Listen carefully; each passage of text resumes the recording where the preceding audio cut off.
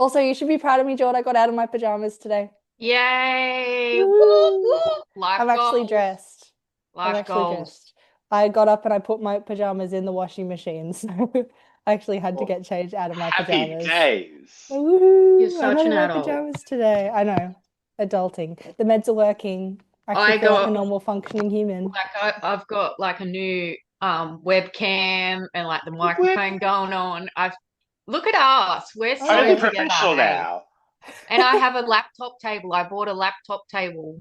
Oh my goodness. Look at you Awesome. So go. I'm just stepping it up in the world. So, she's you've done your washing, you're doing your washing, you've changed your clothes. We're just look at us.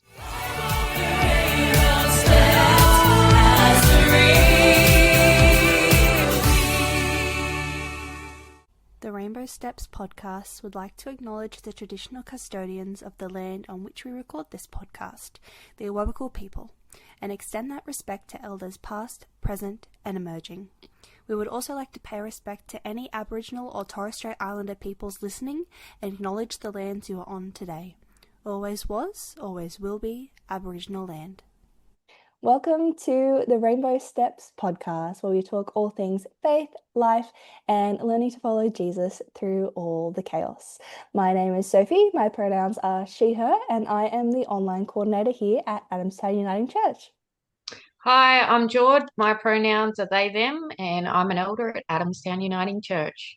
Woohoo! You're so professional now. Yeah. Very proud of you. And today we are joined by the wonderful Glen Bradshaw, our wonderful church council chair. Hi, Glen, how are you? Hi guys, thank you for having me. Thanks for coming Just on with us. my absolute pleasure. I'm very excited to be here today. Yes, well, we're so excited to have you. Can I just say that I am so proud of you for delivering your first sermon on Sunday. Round of applause for Glen. Whoop, whoop, Thank whoop, whoop. you. It's my Woo! absolute pleasure. It was an absolute delight. How are you feeling? Really good. Yeah? Really amazing afterwards. Was overwhelmed by the amount of love and support that happened afterwards. I didn't leave the church building till about 12:30. Wow. And yeah, just so much love. And then texts all last night and this morning. So it's just been really beautiful, a really beautiful response. That's so I awesome, I man. um I haven't said anything to Glenn because I've just held it all in for the podcast, but I'm just so yeah, it was such a great sermon and it was authentic. It came across really, really authentic. So, but I loved it and I can't wait Thank to you. see more. I can't just, see what the future holds for you. Thank you. Yeah, it was beautiful. It was. And you could tell that it was, you put so much Mm. thought and effort into it, and it was so well articulated. Like I know you said that you had previously had a bit of a fear of, public speaking, Mm. but you did so well. It was so well articulated. It was really, easy to understand. And I love the RuPaul reference. I know. Well, I had to throw that in there. RuPaul is probably my Super Bowl. I Heck love yeah. my drag race. Big fan. So there's a couple of life lessons that RuPaul sticks to that I just really like and have taken on in my life and my journey, and they seem to work. Mm. Absolutely. Do you know who I've never RuPaul is, watched it. Jord? No, I Do you know? don't. I knew you were just about to ask me. I know the name, I know who they are, and I know the show, but I've never watched it, and I think I'm going to have to It's really good. because I'm not a good queer unless I've seen it, right? Like, Well, Fake queer. you yeah, won't get excommunicated if you don't watch it. yeah. But I feel like I should. Is it on like Netflix? Stan? And Stan's got it. Stan. Okay, I'm Mm. gonna watch it. Yeah. Yeah, Cool. amazing. So, for those who may not know you, Glenn, do you want to just do a little bit of an intro about yourself, who you are, what you do here at AUC, and just a little bit about your journey? Obviously, they can listen to your wonderful story over on our Oh, YouTube. If you search Adamstown Uniting Church on YouTube, you'll see Glenn's story as our latest video. So be sure to have a look at that. But just tell us a little bit about you, Glenn. I came to Adamstown about 4 years ago and immediately fell in love with the place. So I started to volunteer just to one, mainly get to know people and be and immerse myself in that community. And where I'm at today is I'm currently the chairman of Adamstown Uniting Church's Council, which essentially, for those that don't know what the church council does, we oversee sort of the business side of the church and the governance. So the decision making regarding property and finances and basically the governance and the rules and legislation side of the church. So a lot of people don't like the church council roles. I call you guys the real adults of the church. Yes. That So you do true. adulty stuff. Right? Family friends have often said, "Oh, you're part of the council." Oh, that must be so boring. I'm like, no, I'm a big church nerd.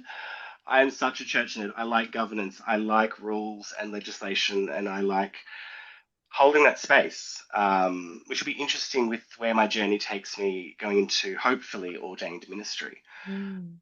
Having that governance side it'll be interesting. I'm looking forward to seeing that and where it evolves to. Yeah, so I'm really glad you brought up the transition into ordained ministry. So, like, can you talk us through a little bit about how you kind of figured out that entering a period of discernment was kind of something that you wanted to do, and how ordained ministry may be something that's on the cards for you? Yeah, definitely. So since I was a small child, I always liked the idea of leading a church congregation, or in those days it was the Catholic Church. But as some of us don't know, there's no real out and proud Catholic ministers or priests. So it was not something I was ever able to entertain. And after I'd left that church for many years, I just let that dream kind of just fall by the wayside. And I did jobs that pay your bills. So there's a lot of lovely call center jobs and all of those fun and wonderful things. So when it came to Adamstown, and I had met Rod very briefly, he came back and did a couple of things. He's now one of my good friends. But met Rod, saw that the leaders at the time were accepting of the queer community, and then seeing our lovely Greer, part of our community, a fabulous, inspiring woman. I looked at all these examples and I'm like, well, this is possible. This is a real possibility here. And then I attended Synod last year and something just clicked there. I was talking to the president of the Uniting Church Australia, talking to the moderator and the moderator-elect, and having conversations with these people about what Adamstown stands for. And a lot of the questions kept coming back, why aren't you a minister? And it's like, okay, this is interesting. If I'm being affirmed by complete and utter strangers that don't know me, that there's minister potential there, maybe it's something that I should seriously look into. And then I just kept thinking about it, thinking on it over the last few months. And then I just woke up one morning and just went, I have to be a minister. I don't care how long it takes. I don't care how I get there. That is what I'm going to be. So I had a chat with Greer and I got in touch with the period of discernment team, and yeah, the process is going well. Yeah, that's so good to hear. I'm so glad that the process is going well because I have researched a little bit about the period of discernment, and I know sometimes it kind of just goes, oh, well, you don't know if it is for you, or yes, it definitely is for you. And so it can really go either way, can't it? It's so interesting because we were actually talking, Jord and I, a couple of weeks ago about how we feel like we're in this state in our faith journeys where we feel like Simba's come to say hello. Look, can you All I see his see is a head? blurry mouse. His Oh, head's there it there. is. Oh, Sorry. There he is. Kidding. He always feels like he gets FOMO, so he has to come and say hello. Of course. But yeah, Jordan and I were talking a little while ago about how we're kind of at that point in our faith journeys where we feel like there may be something a little bit more, but we don't know, like, what's there yet. So like a period of discernment would probably be really helpful. But I know for me, like, oh, excuse me, Simba's biting me. I know for me, I'm in my final year at university. I'm about to head on my final internship placement. So it's kind of Yes. like, I just keep waiting for the right time. But like, is there a right time? You know what I mean? So, It's the same for me. Like I have, like, yeah, I work for the church. If like a lot of people don't know, I'm the cleaner there at Adamstown. Um, and I do my elder business and pastoral care and everything. But I think it's just good to have someone for a period of time that can buddy with you and walk with you and just help you crystallize what the plan is for the future. I might still just stay a cleaner and provide pastoral care for people in my spare time, but it's good to just have a little buddy and see where you're heading and explore. Just explore where your gifts are. So yeah. Definitely. And there's not to say that you have to do anything after the period of discernment. Yeah. Some people go through the period of discernment and go, you know what, I'm just going to become a lay preacher or a lay person in the church. I'm not going to go down this road. Some go into chaplaincy in prisons, schools. Because there's so many different. Oh, yeah. I've looked it up. There's dozens and dozens and dozens of avenues you can go down. Yes. I don't know what the difference is. Like lay is obviously like professional would be like Greer. Yeah, so And then lay is more like volunteer, not like how do you? so it depends. So Greer's what you call a minister of the word. Yeah. So she's gone down the road of ordained ministry and can choose to do either add-on administration roles like her last position with the period of discernment coordinator within Synod, or go into congregational ministry, which is what she does for us now. A lay person is kind of what you would call Jenny Barnes as as our presbytery chairperson, being a non-ordained person going into a position of leadership or will do a lay preacher's course. So a lot of rural churches will have not necessarily an ordained minister, but they'll have congregation members that have done a course that allow them to preach on a Sunday. Okay. Yeah. Cool. Yeah. So layperson is someone that's not ordained, but has a position within the church. Leadership. Yeah. Within leadership. Yeah. it's so Makes cool that sense. there's so many different, roles and things that you can go into. But I suppose it's like with anything, it's just trying to find that right fit, yeah? Because Yeah. it's like it feels, how when you feel called to do something but then you're just sitting there going, God, what are you calling me to do? Like, why can't, please, I just want an answer. That's But like the whole time.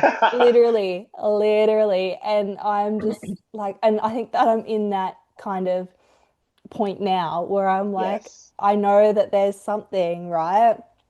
But what is it? I just can't put my finger on it. And I just get it's that an image of you like swimming in an ocean or something, and you're paddling along, literally and you're like, "Oh, what do I do?" what's happening? So, the period of discernment sounds like it's a good opportunity for you. So, Yeah, well, I've been talking with my husband Luce, and I as someone I'm studying education at university, early childhood and primary, and I think I've talked about this on the pod before, but I've worked in the early childhood sector since I was 17, and I came back. So I was on exchange in Bordeaux in France, and I came back like right I before. didn't know that. Didn't you know that I went to school in France? No, I know you know. Wow. I know you know French and stuff, Yeah, but yeah, wow, yeah. I didn't know that. That's Yeah, so incredible. it was pretty cool. So yeah, I had my 17th birthday in France, and yeah, I did year Wow. 12 in France, and then I came Yeah, home like right before COVID hit. And I wasn't in school. So I was like, oh, I was kind of in that, point where I was like, oh, where do I go to next? Like, what should I do? Because I was working in in hospitality at the time, and I was like, I Yeah. know this is not what I what I want to be doing for the rest of my life. And I'd always had a passion for education and for children and, being a part of their lives. But I was like, oh, I don't know if, formal teaching is for me. And one of my friends at the time, her mum was actually working in an early childhood service, and she said, "Well, hey, there's traineeship positions. Why don't you come and apply for a traineeship?"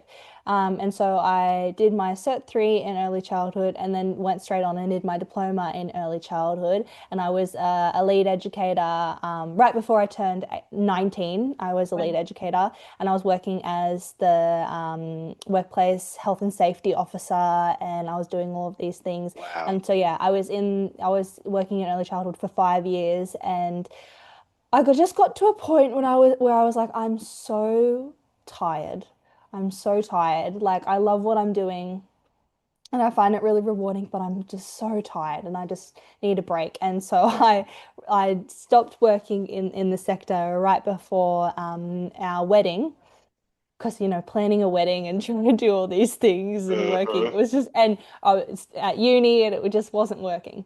And so now I'm at the point in my life where I've had a little bit of time off since working formally in the sector, and I'm doing all of these things that I love, but now it's like the what next. And obviously Mm. now that I'm still at uni, it's like, well, obviously I'm still passionate about education, and I want to do things that are educational, but I don't want to go down the formal education path, necessarily in schools or in early childhood service. So I'm like, is there anything that I can do with educational ministry? Because I genuinely feel that there's something that's there within the church space. That's something that I feel really strongly Mm. about. But it's just like with anything, right? It's just finding Yeah. what fits. And that's why I wish I could have all the answers and be like, God, just tell me. Please, please just tell me. Not yet. But When the time's mm, right, you just got to be patient and know that there is a plan, but you've just got to mm. wait for the right time. But I'm Mm. not patient, that's the thing. I know, but that's where trust comes in. You have to I know, trust. I know. It's a Yeah. hard virtue to obtain, patience, that's for sure. Yes. I have it. I have it with some things, and then some things I don't. When I want to eat, I'm not patient, but I'm getting better and better with life stuff because of God. Mm. Like I just have this trust, so you Mm. get that patience too. Things don't bother me as much because you're just Well, like, God, Yeah. your frontal lobes are fully developed. Mine isn't yet. that's true. That's true. And like, yeah, I think every year of life is like just that year. Like how old am I'm like 15 years older than you, so. Yeah. So like, even just 1 year apart, there's such a big difference in life Mhm. experiences and all the stuff you experience in a whole year and growth and everything like that. It's like, I have that extra 15 years of experience, and the way that I've lived life has probably been a little bit different from you. So I've gathered different life experiences. Mm. Like you've been to France. Like I once went on a $99 flight, Jetstar flight to Queensland, like Mm. you've had those experiences. Time for a brain break. Pause and go and grab a drink or have a stretch. The episode will resume shortly.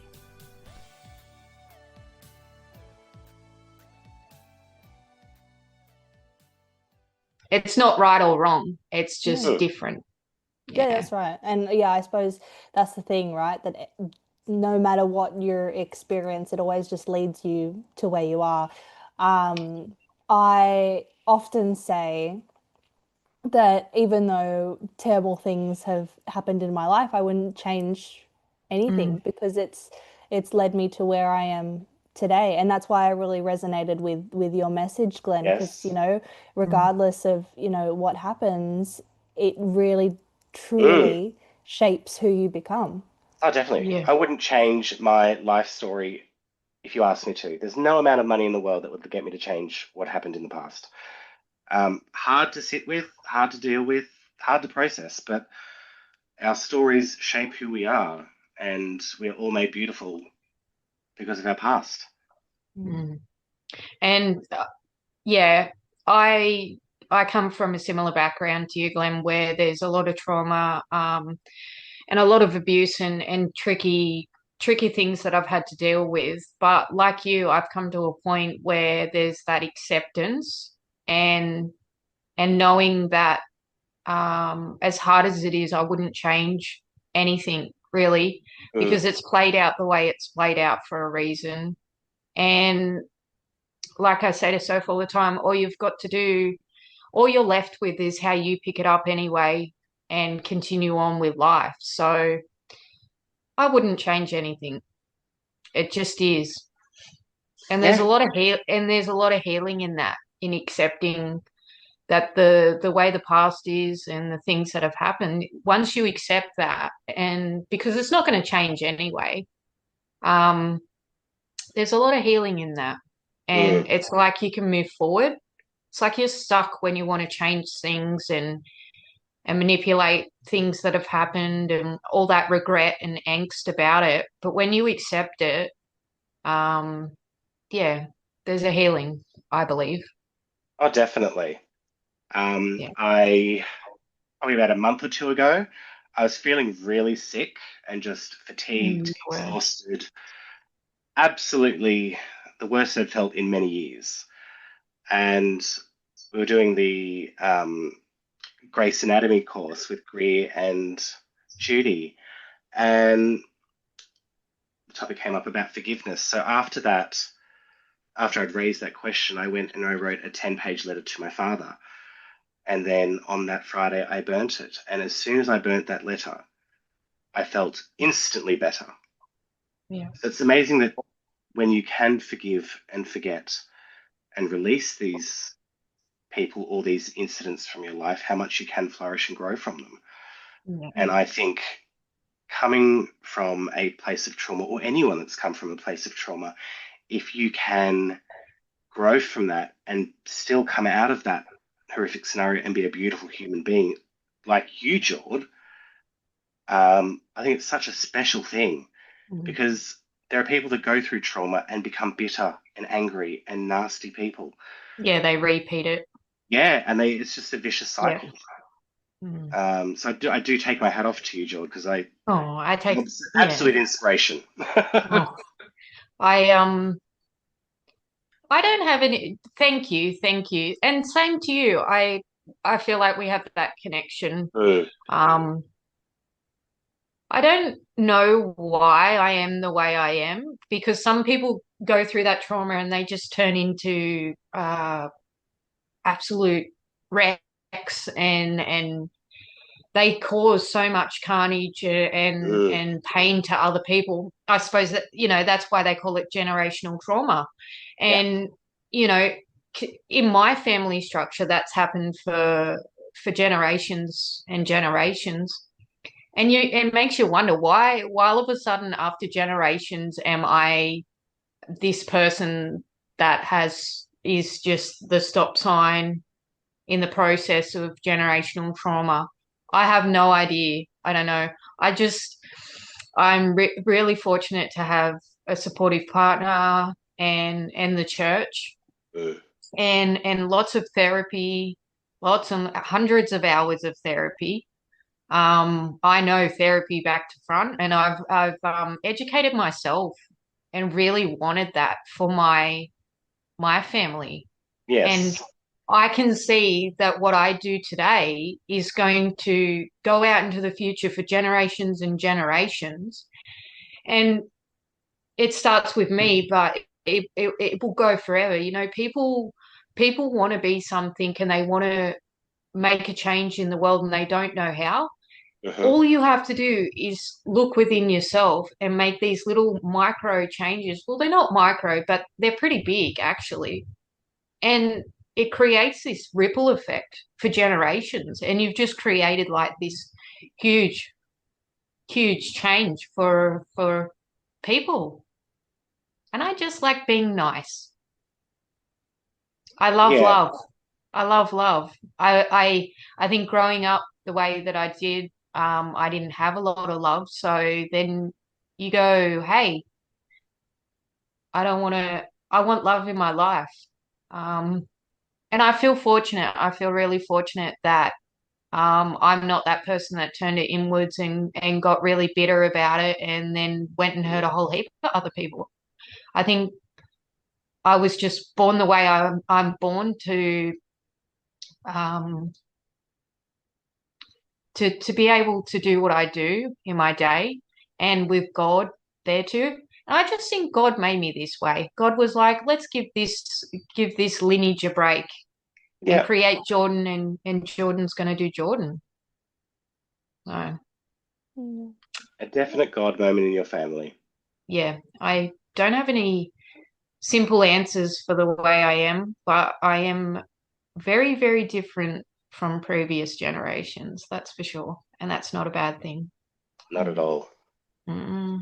I thought it was when you said then, Glenn, that you wrote a letter to your father and burnt it. I just went, oh my goodness, because I did that too. Uh-huh. And it's so like, I've done it in the it's past year. so like free. Oh, there we go. See, we're all It's a relating. therapy thing. It's It's a a therapy therapy thing. thing, Yeah. like, we do it. And Yeah, it's so it's so strange the feelings yeah, shift, hey? Mm, Because I remember, writing and I held just so much anger mm, for so long. And I was like, I'm sick of it. I'm just sick of holding on to this anger because it's impacting me, it's impacting my family. I just need to get rid of it, but I don't know how. mm, And we actually did that writing practice when I was on retreat the week before my wedding, and it was so strange. We literally wrote the letters, we burnt them, and then the next morning I woke up and I was like, I'm not angry anymore. Like that, mm. it's maybe so it's like weird. the thing that's in your head you can't see Yeah. or put into something, but then you've put it into physical form and then you've destroyed it and you Yeah, can see that you've destroyed it. So it's like a visual thing and it represents that, and it can sort of flow out of your head and Mm, out of your definitely. body and your nervous system basically. And Mm, there it is, and it's gone. yeah. That's what I think. It is. And it's funny, like how Jord, you were saying how, trauma impacts different people in different ways. And I even see that in my own family. Obviously the way that I wrote the letters and I've done the work and the the thousands of hours of therapy. mm, Actually, it's probably not thousands, probably only hundreds. But and the medication and doing all of the work and stuff. I feel like I've done the work on myself, and I feel like I'm at a point in my life where I'm like, yeah, you know what? I've healed really well from the traumas that yeah. life has thrown at me. In comparison, me and my younger brother have always been like chalk and cheese, right? Mm-hmm. Like we couldn't be more different if we tried. But the way that our traumas have had significantly, like we had the same trauma, but the way that Yeah. it's impacted us so differently. He is still in the stage in his life where he's still so angry and he's still holding on to it. And so I really just want to say to people, if you're feeling like that, please, there is something that is goodness that can come from it. There is, a way to bring this Heal. to, Yeah. Mm, yeah, to healing. So, yeah. And by having these conversations, we're not judging you. We're Yeah. not um if you've been traumatized and you've gone out and caused pain to other people because of the internal pain that you're in, there is no judgment.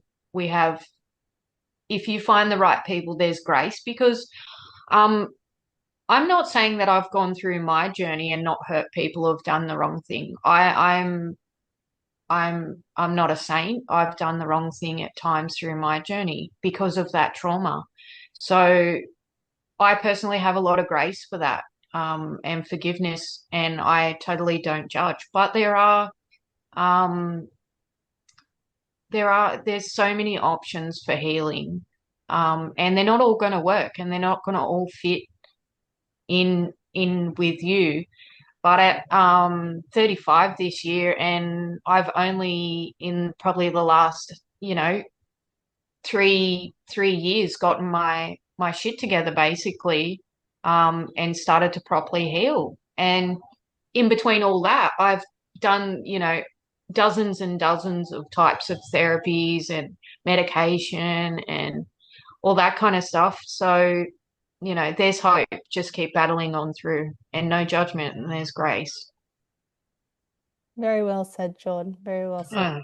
And some fun facts about Glen. He has a whole room, a whole room full of Barbies. I do. And It's it's the incredible. most, I've got to tell you something, Glen. With my brother and I, as we were a bit different in childhood, but I used to get Barbies and cut their hair and blow them up with my brother with firecrackers. So I was never going to be a Barbie girl, but I'm sorry, because now they would be collectible. But the most amazing, I do love your Barbie room. How many Barbies do you have? I would say it would be close to, it's not a huge collection in terms of the collector world, but I'd say there's about 50-ish. Yeah. Wow. And they're all amazing. Yeah. You got to see it one. Have you seen it, So? Not I yet. think Oh, I yeah, you haven't did. been in. I've seen it in the background, but I haven't Yeah. physically been in the room Yeah. yet.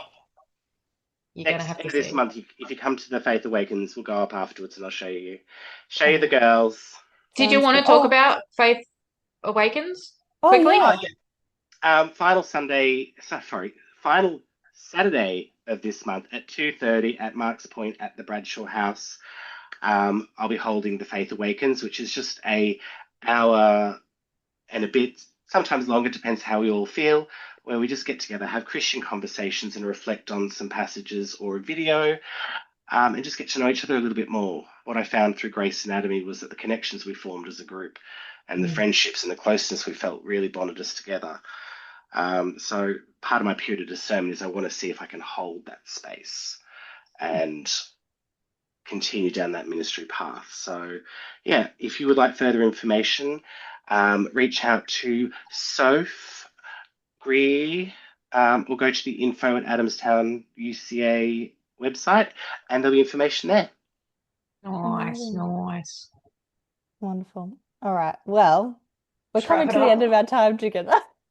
We always do this. We always go, we're almost finished, and then we always detour and end up talking about something else. But before we finish up, Glen, I really loved the main takeaway from your sermon, at least for me, was learning to embrace your God-given sparkle. So if you had any advice for anybody listening about how to embrace their God-given sparkle, what would that advice be? So for me, that starts with waking up, going into my wardrobe and putting on something that brings me joy. So for those that do end up watching the video, that was a sparkly jacket, necklace, and a sparkly turtleneck. Going out there with that level of that, I kind of call it a suit of armor. Basically putting on clothing that you can face the world confidently and as authentically as yourself. Because if you feel good within yourself, you're going to be true to who you are. If you go out there feeling good, feeling happy within yourself, you can face anything. That's perfect. The little claps. Yeah. I see Jord's so trendy now. They know how to do the little claps. Oh, I know. I did that in church yesterday. I felt so cool. So I didn't know trendy. how to do it until so I was just like, Yeah. hey, look at me. I Look didn't at know you go. anything about it. The things I learned. Yes, it's so fun. Well, thank you so much, Glen, for joining us today. It has been an absolute pleasure. My pleasure, guys. And thank you so much to everybody for listening. We hope you enjoyed this episode. If you would like to connect with us a little bit more, you can find us at Adamstown Uniting Church on Instagram, Facebook, TikTok, YouTube, and then obviously over here on Spotify at the Rainbow Steps podcast. But have a blessed week, and we will all see you next Thursday. Bye, everyone. Thanks for having Bye. me.